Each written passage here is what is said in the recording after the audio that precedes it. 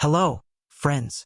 Are you ready to explore the fascinating world of Gladiator?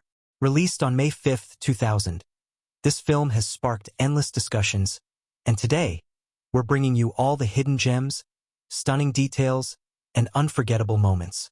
If you enjoy this deep dive, be sure to hit that like button. It really helps our channel grow. And don't forget to subscribe for more exciting movie explorations. Let's jump right in and uncover the magic together. From the very first frame, Gladiator pulls us into a world shaped by blood, honor, and destiny. The opening battle in Germania is more than just a display of cinematic spectacle. It's a statement of intent. Ridley Scott immerses us in chaos. The cold blue-gray palette, the thunder of war drums, and the relentless clash of steel immediately establish the brutality of Rome's conquests. At the heart of it all stands Maximus Decimus Meridius, a man defined not by ambition, but by loyalty. His quiet moments, running his hand through wheat, speaking softly of home, contrast powerfully with the violence around him, subtly foreshadowing the life he longs for but may never reclaim. As the story shifts from the battlefield to the political heart of Rome, the film masterfully transforms into a tense drama of power and betrayal. Marcus Aurelius represents a fading ideal of Rome, wisdom, restraint, and duty to the people, while Commodus embodies corruption and fragile ego. Joaquin Phoenix's performance is hauntingly intimate. His Commodus isn't just a villain craving power, but a deeply insecure son desperate for love and validation. That infamous moment in the tent, where affection twists into murder, marks the true death of Rome's moral center and sets the tragedy fully in motion. Maximus' fall from honored general to enslaved prisoner is swift and merciless, reinforcing one of the film's central themes. Fate is cruel, but how a man meets it defines him. His journey into the gladiator arenas is not merely physical, it's spiritual. Each fight strips him of his former identity while forging a new legend. The crowds cheer without knowing his name, yet they feel his presence, his rage, and his unwavering code.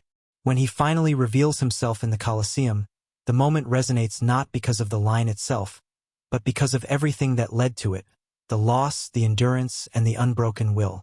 The arena sequences deserve special attention, as they are crafted not just as action set pieces, but as storytelling devices. Every opponent Maximus faces mirrors an aspect of Rome itself: savagery, excess, spectacle without substance. The Colosseum becomes a symbol of control, where emperors manipulate the masses with blood and entertainment. And yet, ironically, it is here that Commodus begins to lose his grip. Maximus earns the people's loyalty not through fear, but through honor, turning the very system designed to crush him into a weapon against tyranny. Equally compelling is the emotional undercurrent provided by Lucilla, whose internal conflict adds depth to the narrative. Torn between survival and conscience, her choices reflect the quiet resistance of those trapped within corrupt systems. Her son represents hope, the idea that Rome could still become something better if guided by the right hands. These personal stakes elevate the film beyond revenge, transforming it into a meditation on legacy and sacrifice. Hans Zimmer's score weaves through every scene like a pulse, blending sorrow, triumph, and inevitability. The music doesn't just accompany the story, it remembers it. Themes recur like echoes of Maximus' past life, reminding us that even as he becomes a symbol, he is still a man haunted by love and loss. By the time the film reaches its final confrontation, the outcome feels less like a victory or defeat and more like a release. The ending lingers long after the screen fades to black. Maximus' final moments fulfill the promise made in the opening scenes, returning, at last, to the fields of wheat and the family he never stopped fighting for. Rome is left changed, not healed, but given a chance. Gladiator endures because it understands something timeless. True power is not found in crowns or titles, but in integrity, courage, and the willingness to stand for something greater than oneself. Released on May 5, 2000, Gladiator arrived in theaters like a thunderclap, reviving a genre many believed had been buried with the sands of time. Historical epics, once a dominant force in cinema, had largely faded from mainstream popularity, seen as relics of an earlier Hollywood era. Yet Ridley Scott's Gladiator did more than resurrect the genre. It redefined it for a modern audience. From its opening moments to its final, haunting image, the film announces itself as something bold, emotional, and timeless. It is not merely a story about ancient Rome or brutal combat in the Colosseum. It is a deeply human tale about loss, honor, corruption, and the enduring struggle for meaning in a world ruled by power. What immediately sets Gladiator apart is the way it blends epic scale with intimate storytelling. Vast battlefields, towering Roman architecture, and roaring crowds are balanced against quiet, reflective moments that allow us to understand the soul of its protagonist. The film invites viewers not just to witness history, but to feel it, to smell the smoke of war, hear the clash of steel, and sense the weight of grief carried by a man who has lost everything. This emotional grounding is what makes the spectacle meaningful and why the film rewards a deep dive. Beneath its armor and bloodshed lies a carefully constructed narrative filled with symbolism, political commentary, and character-driven drama that continues to spark discussion decades after its release. The story opens far from Rome, on the cold, mist-covered frontiers of Germania, where the Roman army prepares for one final battle to secure the empire's borders. Here we meet Maximus Decimus Meridius, a respected general whose leadership is defined by loyalty and compassion rather than cruelty. He is a soldier who fights not for glory, but for duty, longing only to return home to his wife and son. This quiet desire, expressed through fleeting memories of golden fields and simple domestic peace, immediately sets him apart from the world of ambition and conquest surrounding him. The opening battle is fierce and unrelenting, showcasing Rome's military might while also emphasizing the cost of empire. It is chaotic, brutal, and visually stunning, pulling the audience into the film's world with overwhelming force. Following the victory, the narrative shifts from the battlefield to the heart of Roman power, where Emperor Marcus Aurelius contemplates the future of the empire. Aging and weary, he recognizes that Rome has drifted from its republican ideals, corrupted by greed and spectacle. In Maximus, he sees not a ruler but a guardian, someone who could restore balance and return power to the people. This quiet decision, made in the shadows of a tent, becomes the catalyst for tragedy. Marcus Aurelius' son, Commodus, is a man ruled by insecurity and envy, desperate for approval he never truly receives. His longing for love curdles into resentment, and in one of the film's most chilling moments, that resentment erupts into betrayal. With the emperor dead and Commodus crowned, the world Maximus knew collapses almost instantly. Refusing to pledge loyalty to the new ruler, he is branded a traitor and sentenced to death. What follows is a harrowing sequence that underscores the film's merciless view of fate. Maximus escapes execution only to arrive home too late, finding his family brutally murdered as punishment for his defiance. This moment is not rushed or sensationalized. It is quiet, devastating, and deeply personal. The hero of Rome is reduced to a broken man, stripped of identity, purpose, and hope. It is from this emotional abyss that the true journey of Gladiator begins. Captured by slave traders, Maximus is dragged into a world even more brutal than the battlefield, the gladiator arenas of the Roman provinces. Here, survival is measured in seconds, and men are reduced to commodities valued only for their ability to entertain. Under the ownership of Proximo, a former gladiator himself, Maximus learns that the arena operates by its own twisted rules. Death is expected, but charisma can mean survival. Skill earns cheers, but defiance earns legend. As Maximus fights not to win, but simply to live, something unexpected begins to happen. His raw presence, his refusal to beg or boast, starts to captivate the crowds. The film expertly builds suspense as Maximus' reputation grows, teasing the inevitable return to Rome. Each fight reveals not just physical prowess, but emotional restraint, a man suppressing his rage until the right moment. The arena sequences are crafted with escalating intensity, blending visceral combat with striking visual composition. Dust hangs in the air, blood stains the sand, and the roar of the crowd becomes a character in itself. Fickle, hungry, and easily manipulated. These scenes are thrilling on the surface, but they also serve a deeper purpose, exposing how power is maintained through distraction and violence. When Maximus finally enters the Colosseum, the film reaches a turning point that redefines its stakes. Commodus, now ruling through fear and spectacle, believes he controls Rome by controlling its entertainment. Gladiators are tools, and the crowd is a weapon. Yet Maximus' presence disrupts this carefully balanced illusion. In a masterfully staged sequence, he leads his fellow fighters to victory against overwhelming odds, not as individuals, but as a unit.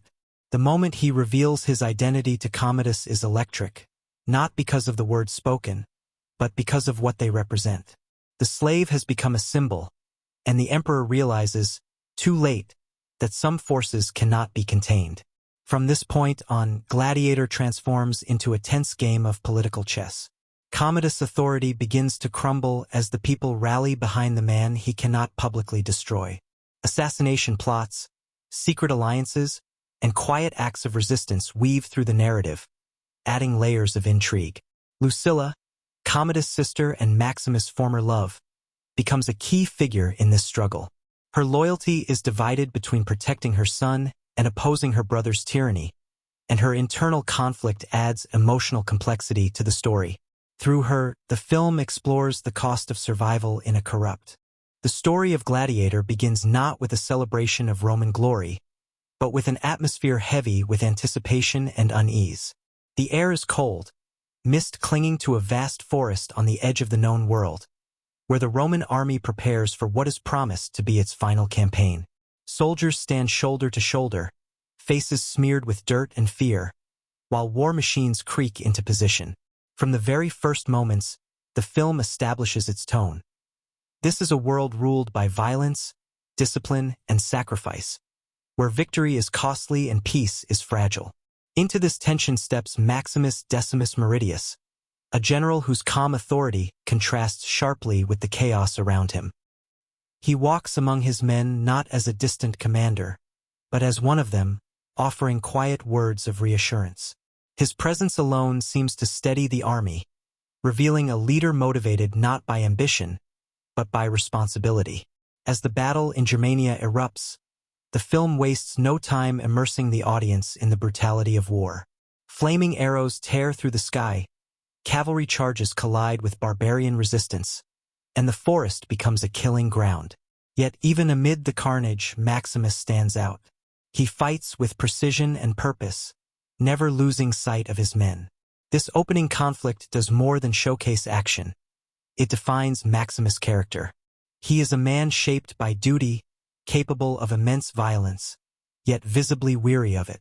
When the battle ends in Roman victory, there is no triumph in his expression, only exhaustion and a longing for something beyond war. This emotional undercurrent quietly foreshadows the journey to come, hinting that Maximus is already spiritually distant from the empire he serves.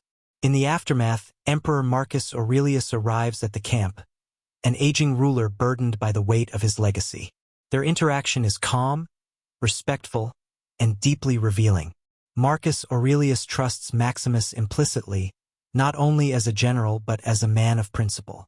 Through their conversation, we learn that Rome's conquests have come at a moral cost.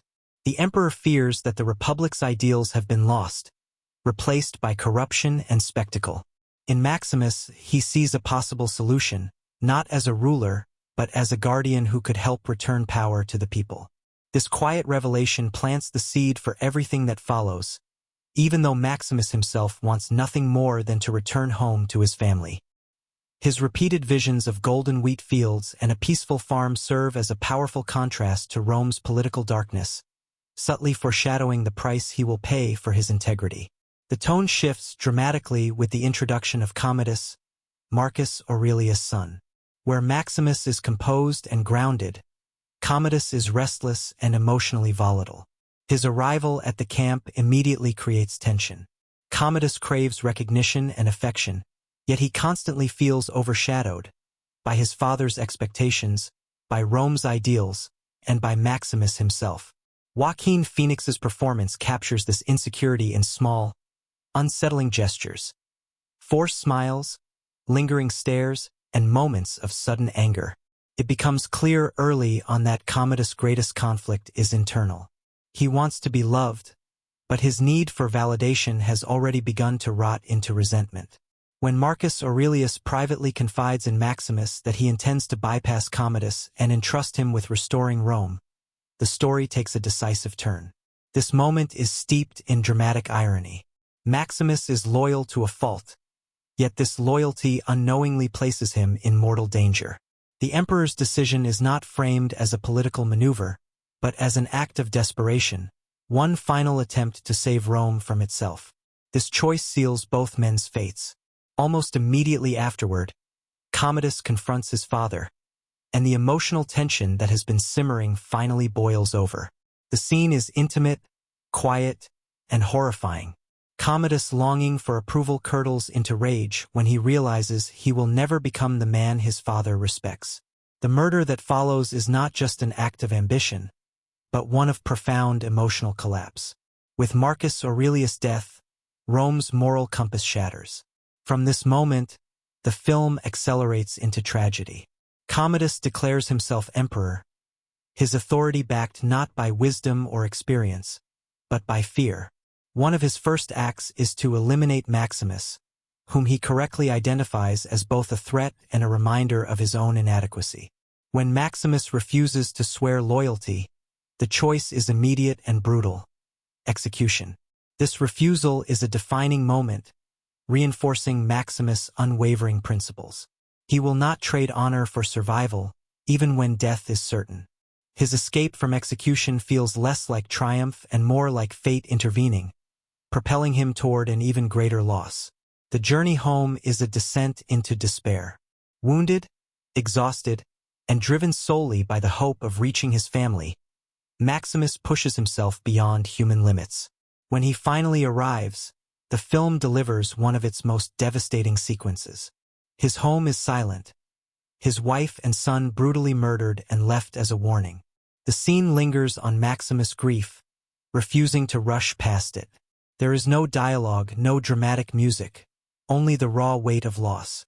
This moment strips Maximus of everything that defined him. General, husband, father, all are gone. What remains is a man hollowed by grief, barely clinging to life.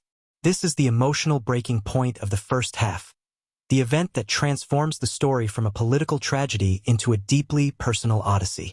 Collapsed and barely conscious, Maximus is captured by slave traders, marking his final fall from Roman hero to property. The transition is swift and merciless, reinforcing the film's theme that status and honor mean nothing in a world governed by power. Sold into slavery, Maximus is transported far from Rome to the dusty provinces, where survival depends on obedience and spectacle. It is here that the gladiatorial world is introduced, not as a glamorous arena of glory, but as a brutal business. Men are trained, branded, and discarded, valued only for the blood they can spill. Proximo, the gladiator trainer who purchases Maximus, emerges as a surprisingly complex figure. A former gladiator who once won his freedom, Proximo understands the arena's cruelty better than anyone. His motivation is not purely profit, but survival within a system he cannot escape. He recognizes Maximus' skill almost immediately, though Maximus himself has no interest in fighting. He wants only to die, to reunite with his family in whatever afterlife he believes awaits him. This desire for death is a subtle but crucial element of the narrative. Unlike traditional heroes who fight to win, Maximus initially fights because he no longer cares whether he lives. The first arena battles are small, almost insignificant compared to the grandeur promised later. Yet they are essential in shaping the story's rhythm. These early fights establish the rules of the gladiator world. Kill or be killed, entertain or be forgotten. Maximus' refusal to perform for the crowd, his cold efficiency, and his complete disregard for his own survival make him stand out. He fights not as a showman, but as a soldier, and this difference becomes his defining trait. Proximo urges him to play to the crowd, to embrace the spectacle, but Maximus resists, still trapped in his grief. Gradually, however, something begins to change. Each fight keeps Maximus alive, and with life comes the faintest spark of purpose. He begins to form connections with other gladiators, men from different lands, each carrying their own losses and reasons for fighting. These relationships humanize the arena, transforming it from a place of isolated suffering into a shared struggle. The camaraderie echoes Maximus' time as a general, subtly foreshadowing his ability to lead even in chains. Leadership, it seems, is not a rank but an instinct. As Maximus' reputation grows, so does the scale of the arenas. Crowds become larger, victories more decisive, and whispers of a legendary fighter begin to spread. Proximo sees opportunity, understanding that fame is a form of protection. The more the crowd loves a gladiator, the harder it becomes to kill him without consequences. This realization introduces one of the film's central ideas. In Rome, perception is power. The people's favor can elevate a slave or destroy an emperor. Though Maximus does not yet fully grasp this truth, the seeds are being planted. Meanwhile, in Rome, Commodus consolidates his rule through manipulation and spectacle. He announces lavish games to win over the populace, using entertainment to distract from political decay. His motivations are clear. If the people love him, his legitimacy will be unquestioned.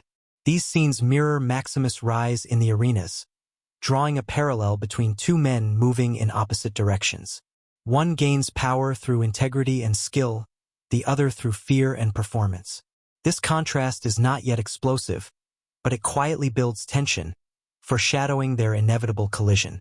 By the midpoint of the film's first half, Maximus has transformed physically, but not yet emotionally. He is stronger, more focused, and beginning to command respect, yet his grief remains unresolved.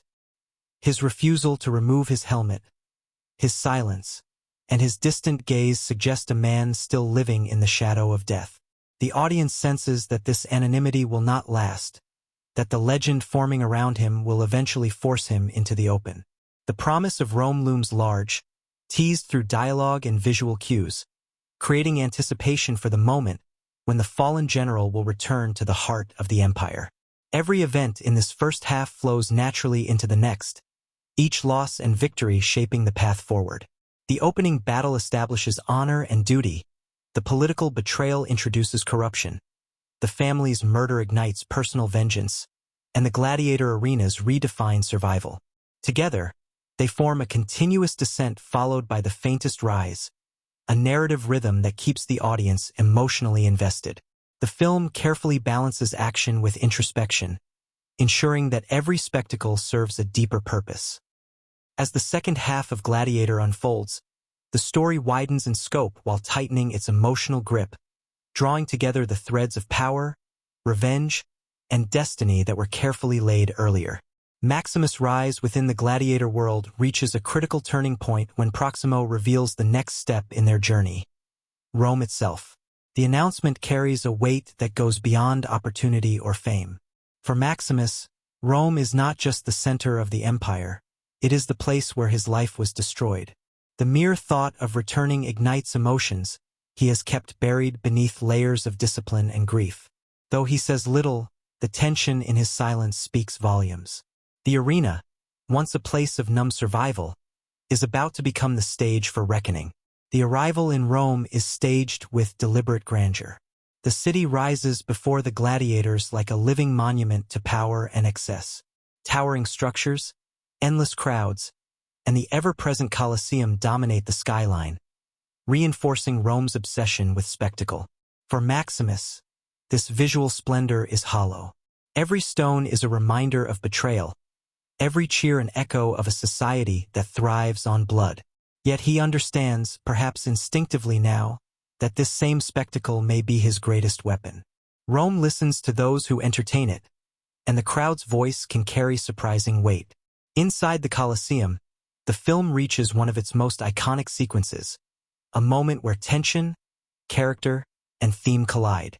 Commodus, eager to display his generosity and strength as emperor, attends the games personally. He views the gladiators not as men, but as props in his performance of power. When Maximus and his fellow fighters are thrown into a recreation of a famous Roman defeat, the odds are intentionally stacked against them. The setup is designed to humiliate and destroy, reinforcing the emperor's control over life and death. What follows, however, is a masterclass in narrative payoff. Rather than fighting as individuals, Maximus instinctively organizes the group, turning chaos into strategy. His voice cuts through the noise, commanding obedience not through rank, but through confidence and experience. This moment subtly completes his transformation back into a leader. He may be a slave in chains, but leadership has always been his true identity. Against overwhelming odds, the gladiators prevail, stunning the crowd into silence before erupting into thunderous applause. In that instant, power shifts. The people have chosen their champion, even if they do not yet know his name. Commodus descends into the arena, driven by a need to assert dominance and claim credit for the spectacle. It is here that the film delivers one of its most electric reveals. When Maximus removes his helmet and declares who he is, the moment reverberates through every layer of the story. This is not merely a revelation of identity. It is the collision of past and present, of truth and denial. Commodus carefully constructed image fractures under the weight of recognition. The man he tried to erase now stands before him, alive, adored, and beyond his immediate control. Though Commodus masks his fury with forced composure, the balance of power has irrevocably shifted. From this point forward, the narrative becomes a tightening spiral of intrigue and desperation. Commodus cannot execute Maximus without risking the crowd's wrath, yet allowing him to live undermines his authority. This paradox fuels the second half's tension. Maximus, once indifferent to survival, now finds purpose beyond vengeance. He becomes a symbol of resistance, a living reminder that honor still has a place in Rome. The gladiator barracks transform into a hub of whispered plans and quiet alliances, as those who oppose Commodus begin to see Maximus as their only hope. Lucilla's role becomes increasingly central during this phase of the story. Her internal conflict intensifies as she navigates the dangerous space between public loyalty and private rebellion.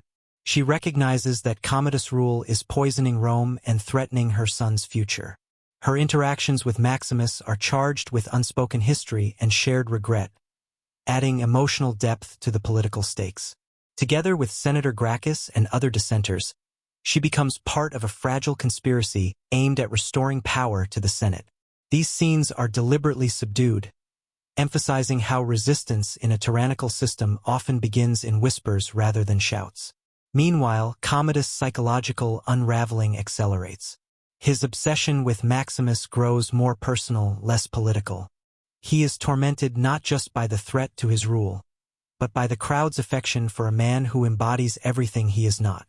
Joaquin Phoenix's performance deepens here, revealing a ruler increasingly isolated by his own paranoia. Commodus attempts to assert control through intimidation, manipulation, and increasingly reckless displays of bravado. His decision to step into the arena himself, performing as a gladiator, underscores his desperate need for validation.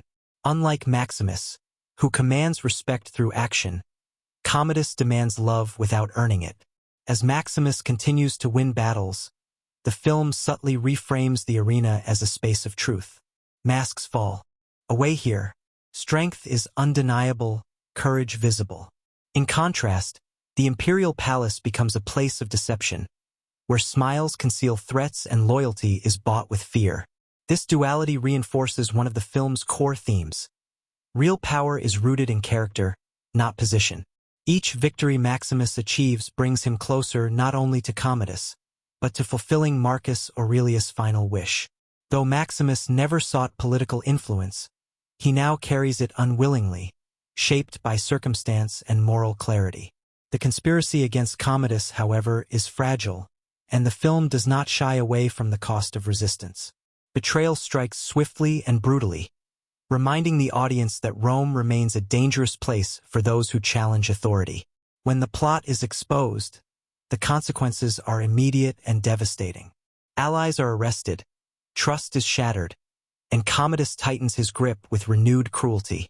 These moments strip away any illusion of an easy victory, reinforcing the sense that change demands sacrifice. Maximus himself is not immune to this cost. As Commodus realizes he cannot defeat his enemy through politics or public decree, he resorts to the one arena where he believes he can still control the outcome: combat. The decision to face Maximus directly is framed as an act of courage to the public, but privately it is an admission of weakness. Commodus rigs the contest in his favor, ensuring Maximus enters the final battle already wounded. This act encapsulates everything Commodus represents: a ruler who fears fairness because he knows he cannot survive it. The final confrontation in the Colosseum is staged with solemn intensity rather than spectacle alone. The roar of the crowd fades into the background as the fight becomes deeply personal. Maximus, bleeding and exhausted, fights not for revenge, but for closure. Every movement carries the weight of his journey, from loyal general to broken slave to reluctant symbol of hope. Commodus, by contrast, fights desperately, his strikes fueled by fear and rage rather than skill. The contrast between them is stark and deliberate, reinforcing the moral divide that has defined the film. As the battle reaches its climax, the narrative threads woven throughout the film finally converge. The ideals of Marcus Aurelius, the suffering of Maximus, the corruption of Commodus, and the voice of the people all collide in this single moment. When the fight ends, it is not triumph that dominates the scene, but release. The cost of justice is made painfully clear, and victory arrives hand in hand with loss. Maximus' final moments are quiet and deeply emotional, echoing the film's opening visions of home. The fields of wheat return, not as a memory, but as a destination, signaling peace after relentless struggle. In the aftermath, Rome stands at a crossroads. Commodus is gone, but the empire remains, scarred and uncertain. Maximus' final acts honor Marcus Aurelius' vision, setting in motion the restoration of power to the Senate. This resolution is not framed as a perfect ending, but as a chance, a fragile opportunity for Rome to choose a better path. The film resists the temptation of false optimism, acknowledging that systems do not heal overnight. What matters is that the possibility now exists. The surviving characters carry this weight forward. Lucilla's grief is tempered by hope for her son, who represents a future untainted by tyranny. Proximo's legacy is honored, his belief in freedom vindicated.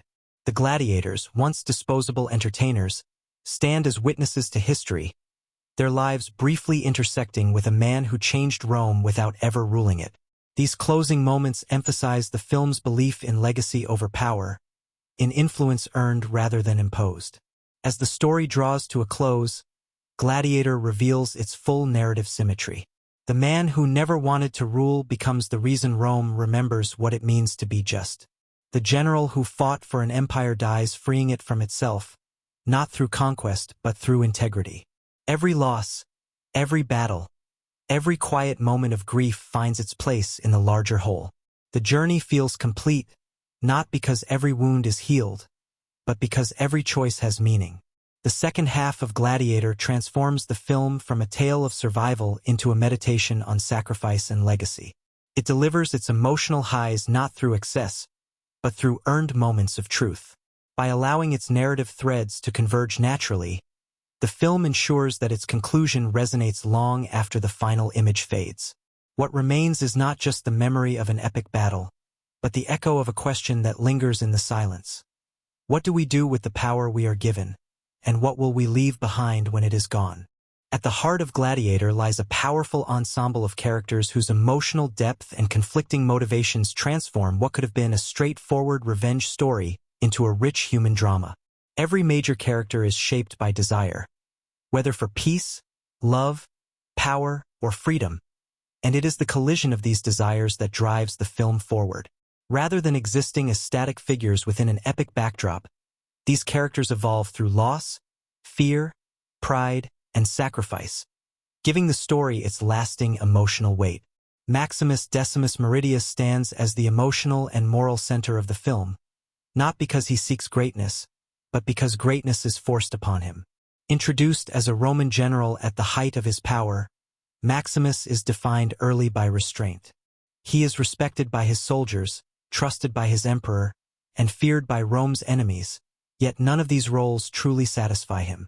His deepest motivation is simple and profoundly human. He wants to go home. This longing for his wife and son, symbolized by recurring visions of wheat fields and open skies, grounds Maximus in humility. Even before tragedy strikes, he is already emotionally detached from Rome's ambition, foreshadowing his eventual rejection of its corrupt values. Russell Crowe's performance gives Maximus a quiet intensity that avoids heroic exaggeration.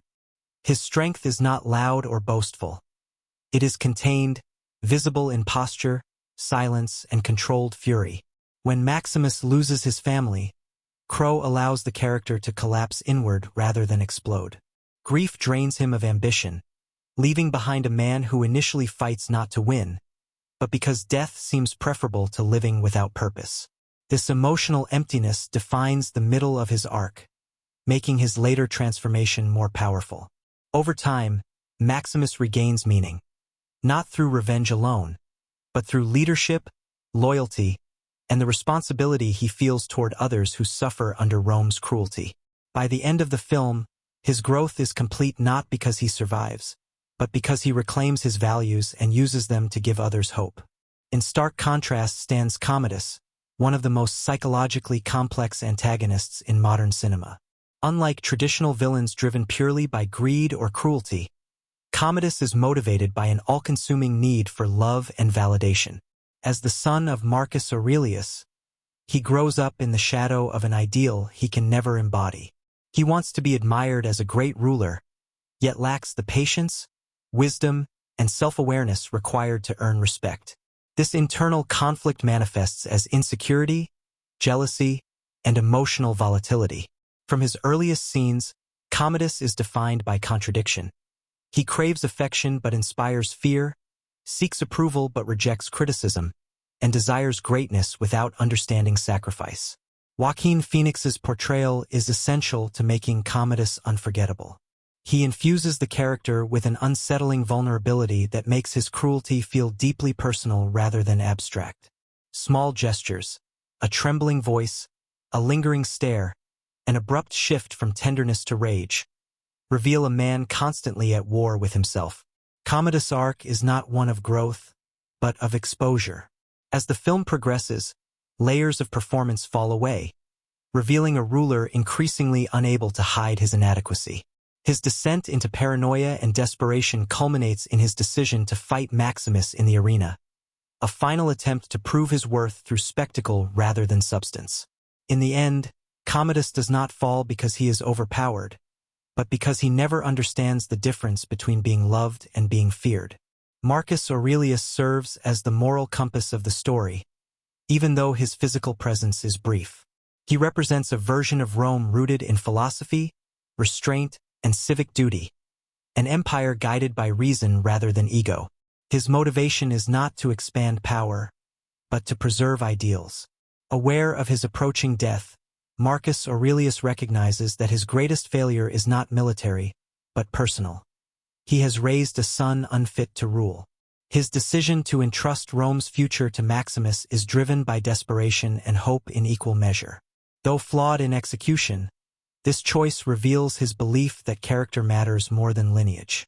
Richard Harris brings Marcus Aurelius to life with quiet gravitas. His performance conveys exhaustion without weakness, wisdom tempered by regret. Every word feels weighted by history, making his death resonate far beyond its screen time. Even after his murder, Marcus Aurelius continues to shape the narrative through his ideals, which Maximus carries forward. His influence reminds the audience that legacies are not measured by reigns, but by values passed on. Lucilla occupies one of the film's most emotionally complex roles, navigating survival within a system built to silence her. As Commodus' sister and Marcus Aurelius' daughter, she is trapped between power and vulnerability. Her motivations are deeply personal, protecting her son and preserving what remains of her family. Unlike Maximus, she cannot openly resist, and unlike Commodus, she cannot afford emotional indulgence. Her strength lies in restraint, in carefully chosen words and calculated silences. Connie Nielsen's performance captures this inner conflict with subtlety. Lucilla's expressions often reveal more than her dialogue, conveying fear, regret, and moral struggle beneath a composed exterior. Her shared history with Maximus adds emotional resonance, not as a romantic subplot, but as a reminder of roads not taken. Through Lucilla, the film explores a different form of courage, the courage to endure, to manipulate circumstances quietly, and to resist without spectacle. Her arc does not end in triumph, but in cautious hope, embodied in her son, who represents the possibility of a future unburdened by tyranny. Proximo, the gladiator trainer, provides a bridge between oppression and freedom, embodying the contradictions of the arena itself. A former slave who earned his freedom through combat, Proximo understands the cost of survival in a brutal system. His motivation is pragmatic rather than idealistic. He profits from the games while resenting them. Yet beneath his gruff exterior lies a sense of honor shaped by experience. He recognizes Maximus' worth not just as a fighter, but as a leader, and gradually becomes one of his most loyal allies. Oliver Reed's performance lends Proximo a weary dignity, tinged with dark humor and melancholy. His belief in the power of the crowd, his repeated assertion that winning their favor is the key to survival, becomes one of the film's most important lessons. Proximo's arc culminates in a moment of sacrifice that reaffirms his belief in freedom, proving that even those shaped by cruelty can choose defiance. Through him, the film argues that redemption is possible at any stage of life. The supporting gladiators, particularly Juba and Hagen, play crucial roles in humanizing the arena and reflecting different responses to suffering. Juba, a Numidian warrior mourning his own lost family, mirrors Maximus' grief while offering spiritual grounding. His belief in an afterlife provides comfort and perspective, reminding Maximus that death is not merely an end, but a reunion. Jimin Hoon-soo brings warmth and quiet strength to the role, making Juba a source of emotional balance and empathy. Hagen, by contrast, represents hardened survival. His stoicism and eventual sacrifice underscore the unspoken bonds formed in shared struggle. These secondary characters may not drive the plot individually, but collectively they transform the gladiator world into a community rather than a backdrop. They give Maximus something to fight for beyond himself, reinforcing his evolution from isolated survivor to symbolic leader. Senator Gracchus embodies political resistance within Rome, serving as a reminder that not all power resides in the arena. Motivated by a genuine belief in Republican ideals, he stands in opposition to Commodus through words rather than weapons. Derek Jacobi's portrayal adds intelligence and restraint to the film's political dimension, showing how courage can exist within institutions, even when they are compromised. Gracchus' alliance with Lucilla and eventual support of Maximus demonstrates how different forms of resistance can converge toward a shared goal. Even minor characters contribute meaningfully to the story's texture. Maximus' soldiers in the opening scenes establish his leadership through loyalty rather than fear. Commodus' guards reflect his reliance on force over trust. The Roman crowd itself functions as a shifting character, driven by emotion and spectacle, capable of cruelty one moment and justice the next. Their reactions mirror the film's central tension between manipulation and truth, reminding viewers that societies are shaped as much by those who watch as by those who rule. What makes Gladiator endure is not just the scale of its battles or the beauty of its visuals, but the depth of its characters. Each arc is intertwined, each motivation reflected or challenged by another. Maximus' integrity exposes Commodus' emptiness. Marcus Aurelius' wisdom highlights Rome's decline. Lucilla's restraint contrasts with her brother's indulgence. Together, these characters form a tapestry of ambition, loss, love, and resistance. The actors bring these roles to life through performances that prioritize emotional truth over spectacle. No character feels ornamental or one-dimensional. Even the film's villain is shaped by pain rather than caricature, making the conflict feel tragically inevitable rather than simplistic. By allowing its characters to evolve naturally, Gladiator ensures that every victory carries loss and every defeat carries meaning. One of the reasons Gladiator continues to reward repeat viewings is the sheer density of hidden details woven quietly into its storytelling. Ridley Scott crafts the film so that meaning often lives just beneath the surface, embedded in visual language, recurring motifs, historical echoes, and subtle performance choices. These elements are never presented as obvious signposts. Instead, they flow naturally through the narrative, enriching the experience for viewers who are willing to look a little closer. What initially feels like a straightforward epic gradually reveals itself as a layered meditation on power, memory, and legacy, filled with nods to history, cinema, and mythology. From the opening moments, foreshadowing is already at work. Maximus' habit of touching the earth, running his fingers through soil or wheat, appears early in the film, long before its significance becomes clear. On first viewing, this gesture seems like a soldier grounding himself before battle. In hindsight, it becomes a visual prophecy. The earth represents home, peace, and ultimately death. Each time Maximus reaches for the ground, he is unconsciously reaching toward the place where his journey will end.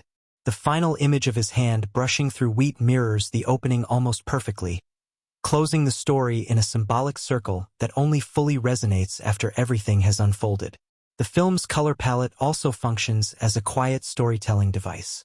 Cold blues and steel gray tones dominate scenes of war, political manipulation, and imperial authority, subtly reinforcing emotional distance and moral decay. In contrast, memories of Maximus' home are bathed in warm golds and soft light, creating a visual language for truth and belonging. This contrast is so consistent that it becomes subconscious. When warmer tones begin to appear in the arena, particularly during moments of unity or leadership, it signals that something genuine is emerging even within a corrupt system. These shifts are rarely obvious, but they guide the viewer's emotional response with remarkable precision. Even the Colosseum itself is layered with meaning beyond its historical function. Its circular shape mirrors the idea of fate and inevitability, a recurring theme throughout the film. No matter how far Maximus falls or rises, he is always being drawn back to this central space where truth is revealed. The arena operates almost like a courtroom, where character is judged not by title, but by action. This concept is reinforced visually when Commodus stands above the arena, framed by shadows and towering architecture, while Maximus stands in the open sand, exposed yet authentic. The film quietly suggests that visibility, not elevation, is where truth resides. Sharp-eyed viewers may notice how often Commodus positions himself in mirrors or reflective surfaces. These moments are brief but deliberate. Commodus is a man obsessed with his image, constantly seeking confirmation of his own greatness. Yet reflections also hint at fragmentation. He is never fully comfortable with what he sees, and the camera often lingers just long enough to suggest self-loathing beneath the arrogance. This visual motif reaches its peak when Commodus performs in the arena, literally turning himself into a reflection of what the crowd wants to see rather than who he truly is. The relationship between spectacle and control is further emphasized through subtle parallels to modern entertainment culture. Gladiator fights are framed like theatrical performances, complete with costumes, music cues, and dramatic entrances. These scenes quietly comment on the way power manipulates attention, drawing a line between ancient Rome's bread and circuses and contemporary media-driven politics. Ridley Scott never makes this comparison explicit, but the structure of the games, carefully staged, emotionally charged, and politically useful, invites the audience to recognize familiar patterns. The past begins to feel uncomfortably present. Historical references are woven throughout the film, though they are often adjusted for thematic impact rather than strict accuracy. Marcus Aurelius' philosophical outlook, for instance, draws heavily from Stoicism, a school of thought that emphasized duty, rationality, and acceptance of fate. His dialogue echoes ideas found in his real-life writings, particularly the belief that a ruler's role is to serve the greater good rather than personal desire. By placing these ideals in direct conflict with Commodus' emotional volatility, the film dramatizes a philosophical struggle as much as a political one. Rome's fall into corruption becomes not just a historical event, but a moral failure. There are also quiet nods to classic cinema, particularly older historical epics and westerns. Maximus' arc shares striking similarities with traditional Western heroes, men who are morally grounded, reluctantly violent, and ultimately sacrificed for a greater good. His entrance into the Colosseum, helmet shadowing his face, mirrors the visual language of lone gunslingers stepping into dusty streets. This cinematic lineage connects Gladiator to a broader storytelling tradition, reinforcing its mythic quality without calling attention to the homage. One easily overlooked detail lies in the way Maximus is addressed, or not addressed, by others. For much of the film, his name is withheld, both from the audience and from the crowd. He is referred to as Spaniard, slave, or simply Gladiator. This absence of identity reinforces his erasure by the empire. When his name is finally spoken aloud in the Colosseum, it carries enormous weight. The moment is not just about recognition. It is about reclaiming selfhood in a system designed to strip it away. The film uses naming as a subtle marker of power and dignity. Animal imagery also plays a quiet symbolic role throughout the narrative. Wolves appear in Maximus' visions, traditionally symbols of loyalty, guardianship, and the boundary between civilization and wilderness. Their presence reinforces Maximus' role as a protector rather than a conqueror. In contrast, Commodus is often associated with predatory behavior, stalking others through confined spaces, reinforcing his nature as a ruler who feeds on fear rather than trust. These visual cues are never explained, but they deepen the psychological contrast between the two men. The film's use of sound design offers another layer of hidden storytelling. During moments of intense emotional loss, the sound often drops away, replaced by silence or distant echoes. This technique forces the viewer into Maximus' subjective experience, emphasizing disconnection and shock. Conversely, when Commodus appears before the crowd, sound is heightened. Cheers swell, music rises, creating a sense of artificial importance. The contrast subtly reinforces who is truly grounded in reality and who is sustained by illusion. Even costume design contributes to the film's deeper meaning. Maximus' armor evolves throughout the story, gradually becoming more worn and stripped down. By the time he reaches the Colosseum, much of the decorative symbolism of Roman authority is gone, replaced by practical, battle-scarred gear. Commodus' clothing, on the other hand, becomes increasingly ornate and theatrical, emphasizing appearance over function. This visual reversal highlights how Maximus sheds false identity while Commodus hides behind it. There are also fascinating Easter eggs embedded in the film's set design. In several wide shots of Rome, Statues and architecture subtly echo the faces and postures of characters we've already met, suggesting that Rome immortalizes ideals while ignoring the humanity behind them. These background elements reinforce the film's meditation on legacy, who is remembered and who is erased. The irony is that Maximus, who never seeks monument or recognition, becomes the one whose influence truly endures. Foreshadowing appears again and again in small gestures and lines of dialogue. Marcus Aurelius' observation that death smiles at us all is often quoted, but its placement is key. It is spoken casually, almost gently, long before death becomes the story's central force. By the time the line echoes emotionally at the film's end, it has transformed from philosophy into lived truth. Similarly, Proximo's insistence that the crowd's favor is everything initially sounds cynical. Only later does the audience realize it is the film's most practical insight into how Rome, and power itself, actually functions. Even the gladiator fights contain hidden narrative cues. Maximus' fighting style remains consistently disciplined and strategic, reflecting his military background. Commodus' brief combat sequences, by contrast, are chaotic and fueled by emotion rather than skill. This difference reinforces character without dialogue, allowing action itself to tell the story. The arena becomes a language of truth where pretense cannot survive for long. One of the most poignant hidden details lies in the way Maximus speaks of the afterlife. His belief that he will see his family again is not framed as certainty, but as hope. This subtle distinction matters. The film never confirms whether these visions are spiritual or psychological, allowing viewers to interpret them through their own beliefs. What matters is not their literal truth, but the comfort they provide. This ambiguity gives the story emotional universality, transforming personal grief into shared longing. As the film nears its conclusion, earlier details quietly return with new meaning. The gates Maximus once dreamed of opening, the soil he longed to touch, the freedom Proximo spoke of, all converge without feeling forced. The narrative feels complete not because every question is answered, but because every symbol finds its place. Even the crowd, once fickle and cruel, is given a moment of clarity, reinforcing the idea that awareness can emerge even from manipulation. Ultimately, the hidden details and Easter eggs in Gladiator are not designed to impress through cleverness, but to deepen emotional resonance.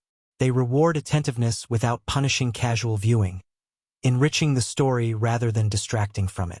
Each symbol, visual echo, and historical nod serves the same purpose: to remind us that beneath the armor and spectacle lies a story about memory, identity, and the quiet power of integrity. Some films announce their importance through spectacle alone, but Gladiator earns its lasting power through a series of carefully constructed moments that quietly reshape the audience's emotional alignment and deepen the film's central ideas. Each pivotal scene does more than advance the plot.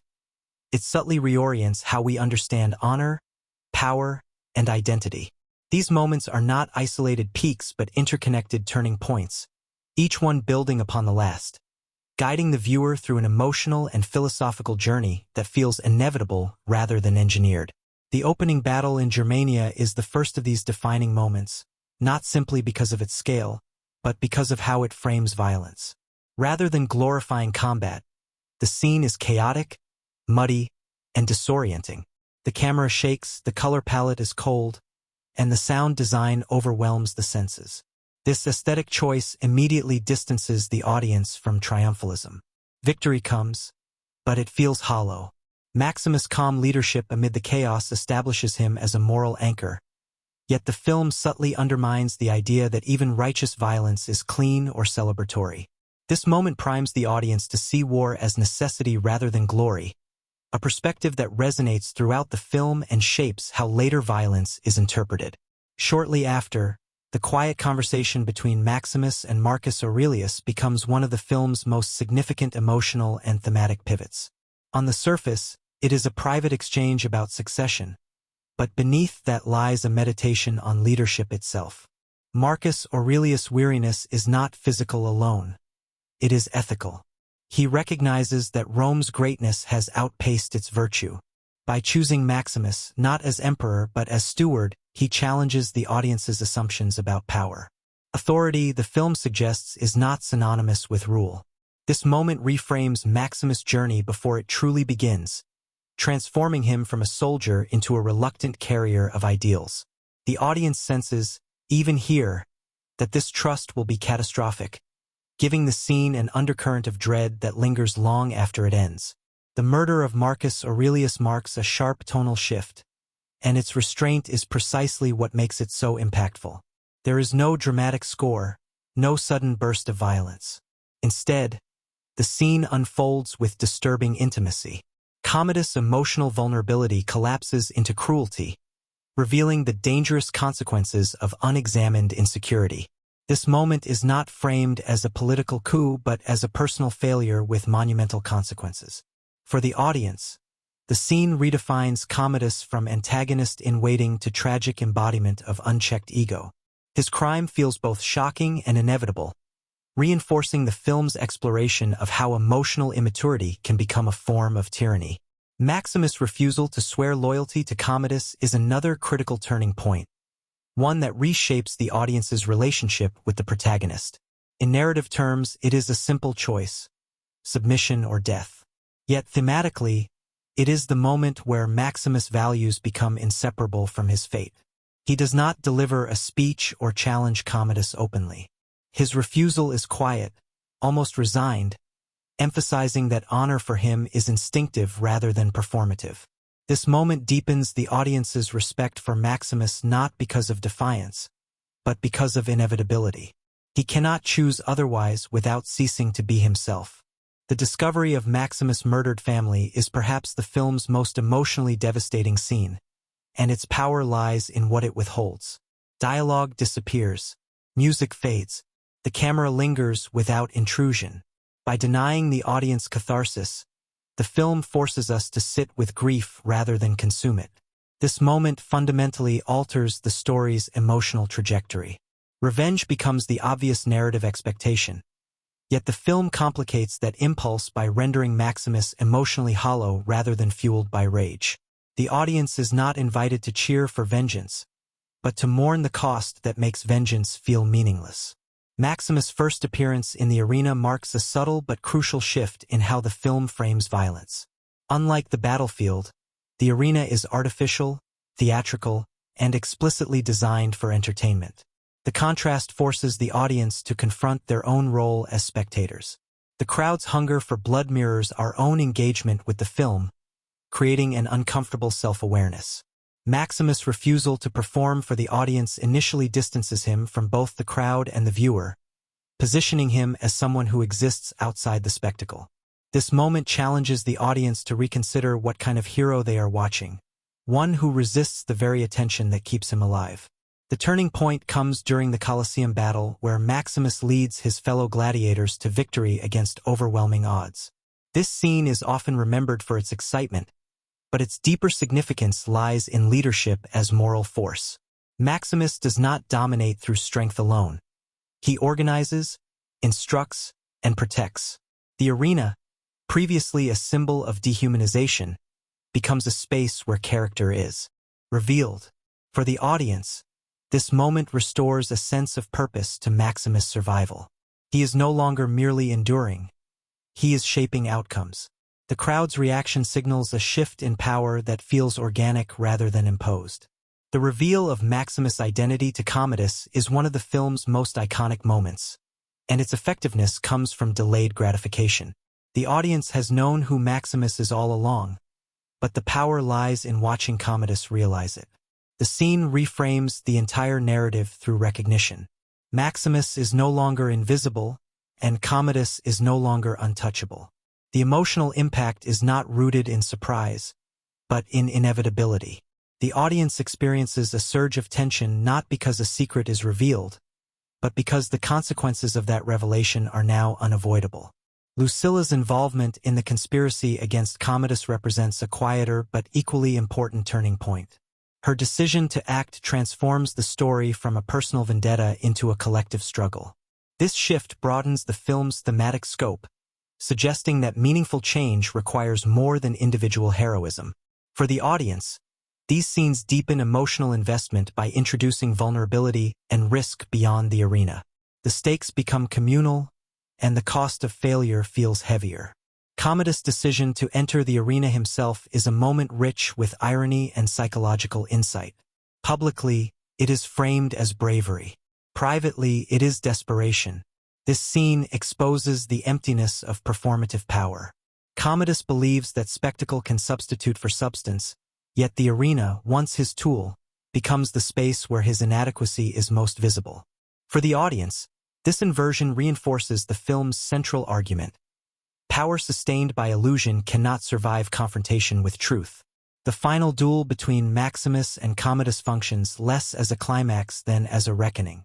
The fight is stripped of spectacle, focusing instead on exhaustion, injury, and will. Maximus' physical decline mirrors his spiritual completion. He is no longer fighting to live or to avenge. He is fighting to finish what began with Marcus Aurelius' trust. Commodus' panic contrasts sharply with Maximus' calm, underscoring the moral divide that has defined their conflict. The audience is not invited to celebrate victory, but to witness release. Maximus' death is handled with profound restraint, reinforcing the film's refusal to indulge in triumphalism. The return to images of wheat fields and open gates closes the symbolic loop established at the beginning. Death is not portrayed as defeat, but as fulfillment. For the audience, this moment reframes the entire journey. The question is no longer whether Maximus wins, but whether his values endure. The answer lies not in survival, but in legacy. The aftermath scenes, often overlooked, are critical in solidifying the film's thematic resolution. Power shifts quietly. Orders are given without fanfare. The possibility of restoration is offered, not guaranteed. This restraint prevents the ending from slipping into fantasy, grounding hope in responsibility rather than certainty. The audience is left with a sense of earned closure, tempered by realism. Taken together, these key moments form a continuous emotional arc that guides the audience from spectacle to introspection. Each turning point deepens the film's exploration of integrity, leadership, and sacrifice without ever breaking narrative immersion. The analysis feels inseparable from the story because the film itself is structured as an argument told through experience rather than exposition. Behind the thunder of battle cries and the roar of the Colosseum, Gladiator is the product of an extraordinary convergence of creative risk, technical innovation, and sheer determination. The film's final form feels confident and inevitable, yet its journey to the screen was anything but smooth. What makes its behind-the-scenes story so compelling is how closely it mirrors the narrative itself. A production shaped by uncertainty, loss, improvisation, and an unwavering commitment to purpose.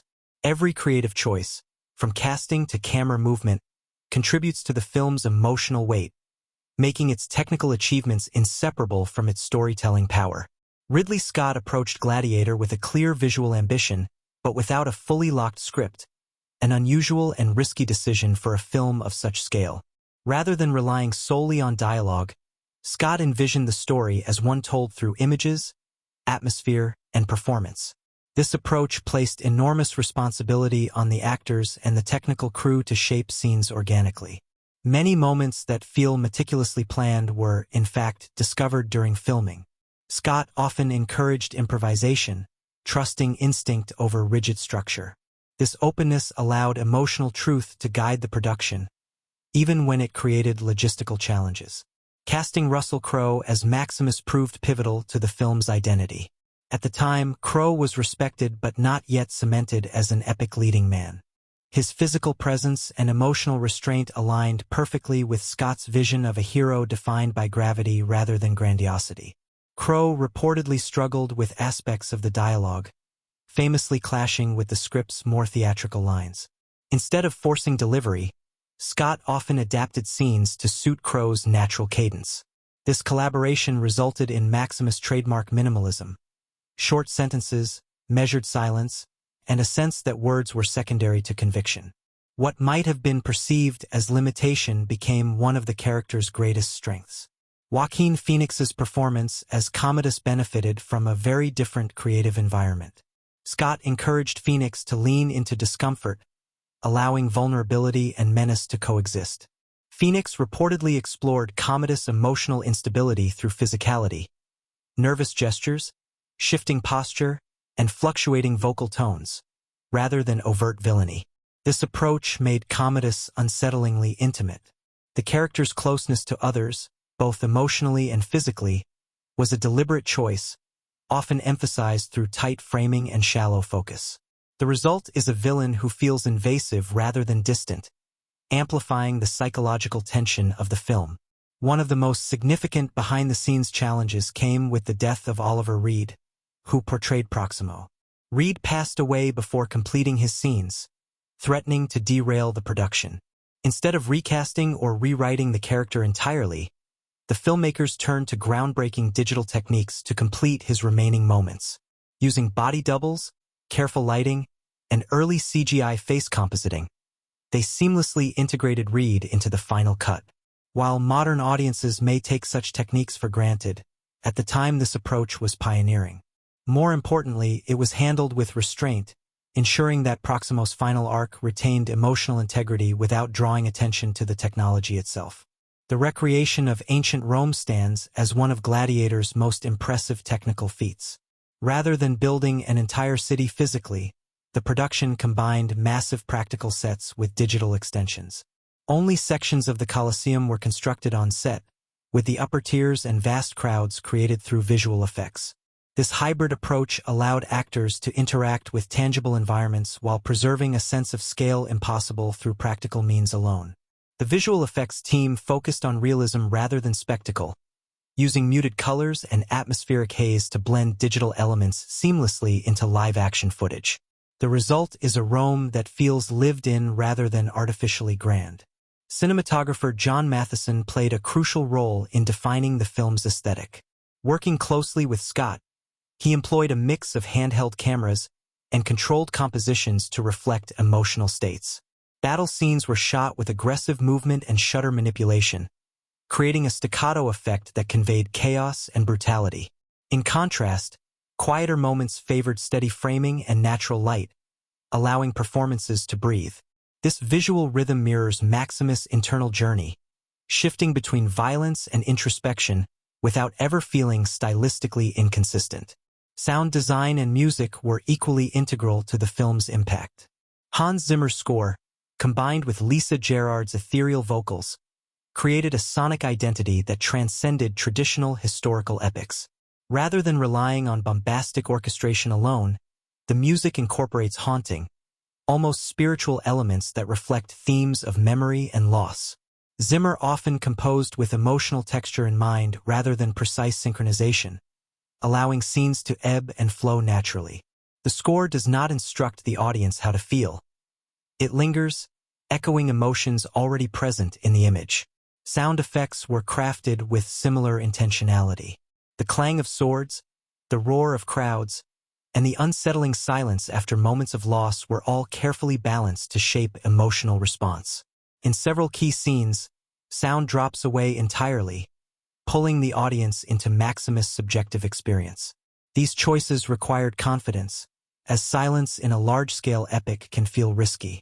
Yet it is precisely this restraint that gives the film its emotional gravity. Costume and production design further reinforce character arcs through subtle evolution. Maximus' armor becomes progressively simpler and more worn, reflecting his journey from decorated general to stripped-down survivor. Commodus' attire, by contrast, grows increasingly ornate, emphasizing appearance over substance. These visual cues operate almost subconsciously, allowing the audience to track character development without explicit exposition. The design team drew inspiration from historical references while prioritizing thematic clarity over strict accuracy, ensuring that every visual choice served the story. One of the film's most impressive achievements lies in how it balances historical authenticity with modern sensibility. While certain elements are fictionalized, the emotional truths remain grounded. Scott and his team consulted historians but were unafraid to bend facts when necessary to strengthen narrative impact. This philosophy reflects a broader understanding of historical storytelling, not as documentary, but as interpretation. The goal was not to recreate Rome exactly as it was, but to evoke how it might have felt. The production schedule itself was demanding, spanning multiple countries and climates. From freezing forests to scorching deserts, the cast and crew endured physically taxing conditions. These hardships inadvertently enhanced performances, particularly in scenes of exhaustion and desperation. Crow's visible fatigue in later sequences was not always manufactured. It was often the result of genuine physical strain. Rather than hiding this, Scott embraced it, allowing realism to bleed into the performance. Editing played a crucial role in shaping the film's final rhythm. With extensive footage captured in varied styles, the editors faced the challenge of maintaining coherence without sacrificing emotional nuance. The final cut emphasizes flow over excess, trimming exposition in favor of visual storytelling. This decision contributes to the film's immersive quality, allowing viewers to remain emotionally engaged without feeling guided by overt narrative signposts. Perhaps the most remarkable aspect of Gladiator's production is how seamlessly its technical feats support its themes. The technology never overwhelms the story. Instead, it amplifies it. Visual effects enhance realism rather than drawing attention. Music deepens emotion rather than dictating it. Performances are shaped by collaboration rather than control. Every department works in service of the same core idea. That spectacle means nothing without soul. In retrospect, Gladiator feels like a film that should not have worked as well as it did. Its production was filled with uncertainty. Its script evolved constantly, and its technical challenges were immense. Yet these very obstacles fostered creativity. The filmmakers were forced to adapt, to trust instinct, and to prioritize emotional truth over perfection. Much like Maximus himself, the film endured hardship and emerged stronger for it. The behind-the-scenes journey of Gladiator reveals why its impact has lasted. It is not merely the product of advanced technology or grand ambition, but of human collaboration under pressure. Every technical feat, every creative decision, and every improvised moment contributes to a film that feels alive rather than manufactured. In the end, Gladiator stands as a testament to what happens when craft, courage, and conviction align. Not just on screen, but behind the camera as well. Costume and production design further reinforce character arcs through subtle evolution. Maximus' armor becomes progressively simpler and more worn, reflecting his journey from decorated general to stripped-down survivor. Commodus' attire, by contrast, grows increasingly ornate, emphasizing appearance over substance. These visual cues operate almost subconsciously, allowing the audience to track character development without explicit exposition. The design team drew inspiration from historical references while prioritizing thematic clarity over strict accuracy, ensuring that every visual choice served the story. One of the film's most impressive achievements lies in how it balances historical authenticity with modern sensibility. While certain elements are fictionalized, the emotional truths remain grounded. Scott and his team consulted historians but were unafraid to bend facts when necessary to strengthen narrative impact. This philosophy reflects a broader understanding of historical storytelling, not as documentary, but as interpretation. The goal was not to recreate Rome exactly as it was, but to evoke how it might have felt. The production schedule itself was demanding, spanning multiple countries and climates. From freezing forests to scorching deserts, the cast and crew endured physically taxing conditions. These hardships inadvertently enhanced performances, particularly in scenes of exhaustion and desperation. Crow's visible fatigue in later sequences was not always manufactured. It was often the result of genuine physical strain. Rather than hiding this, Scott embraced it, allowing realism to bleed into the performance. Editing played a crucial role in shaping the film's final rhythm.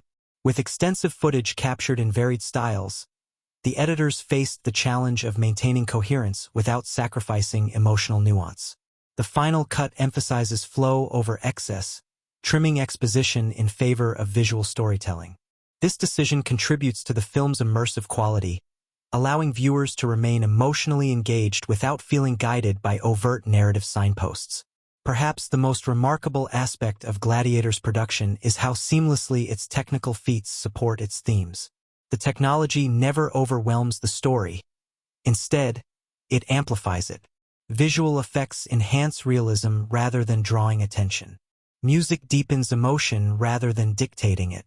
Performances are shaped by collaboration rather than control. Every department works in service of the same core idea. That spectacle means nothing without soul. In retrospect, Gladiator feels like a film that should not have worked as well as it did. Its production was filled with uncertainty. Its script evolved constantly, and its technical challenges were immense. Yet these very obstacles fostered creativity. The filmmakers were forced to adapt, to trust instinct, and to prioritize emotional truth over perfection. Much like Maximus himself, the film endured hardship and emerged stronger for it. The behind-the-scenes journey of Gladiator reveals why its impact has lasted. It is not merely the product of advanced technology or grand ambition, but of human collaboration under pressure. Every technical feat, every creative decision, and every improvised moment contributes to a film that feels alive rather than manufactured. In the end, Gladiator stands as a testament to what happens when craft, courage, and conviction align. Not just on screen, but behind the camera as well. Beneath its sweeping battles and iconic imagery, Gladiator operates as a dense thematic tapestry, using the language of epic cinema to explore ideas that feel strikingly relevant far beyond its ancient Roman setting. The film's power lies in how seamlessly it embeds its social commentary within personal struggle, allowing themes of honor, power, identity, and resistance to emerge organically through character and story rather than overt message-making.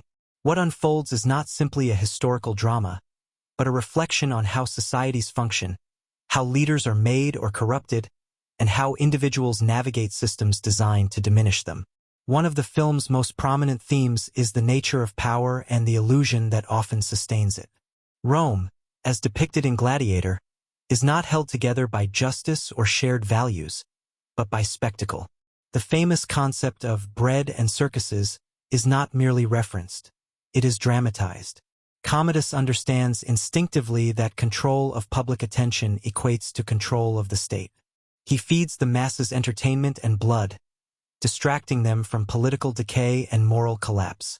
This dynamic mirrors modern societies where media, celebrity culture, and sensationalism can overshadow accountability.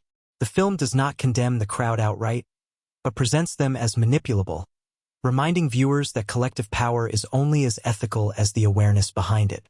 Maximus represents the antithesis of performative power. He does not seek influence, nor does he understand how to wield it strategically at first. His authority emerges not from position or propaganda, but from consistency of character. This contrast forms the film's central argument. Real power is rooted in integrity, while false power relies on image. The arena becomes the perfect metaphor for this tension. It is a place designed for deception and performance, yet it becomes the only space where truth consistently surfaces. Titles vanish in the sand, leaving only skill, courage, and resolve. In this way, the film suggests that oppressive systems often contain the seeds of their own exposure. Closely tied to power is the theme of identity, particularly how it is constructed, stripped away, and reclaimed. Maximus' journey is defined by erasure. He loses his rank, his family, his name, and even his face, hidden behind a helmet for much of the film. Rome reduces him to a function, first as a general, then as a slave, then as entertainment. This dehumanization reflects how large systems often treat individuals as tools rather than people. Yet identity, the film argues, is not granted by institutions. It is preserved through memory and choice. Maximus' refusal to abandon his values, even when stripped of everything else, becomes an act of resistance. His eventual reclaiming of his name is not just a dramatic reveal, but a declaration of selfhood in a world determined to erase it. Symbolism reinforces this theme repeatedly. The recurring image of wheat fields represents more than home. It symbolizes authenticity and continuity. Unlike Rome's stone monuments, which celebrate power and conquest, the fields are organic, cyclical, and enduring. They exist outside politics and spectacle, representing a life untouched by corruption. Each time Maximus envisions them, the film reconnects him and the audience to a sense of truth that cannot be taken by force. The final return to this imagery completes his arc, suggesting that peace lies not in victory, but in reunion with what is real. Death is another central theme, treated not as an endpoint but as a constant presence shaping behavior. Marcus Aurelius speaks of death with calm acceptance, reflecting Stoic philosophy and framing mortality as a guide rather than a threat. Commodus,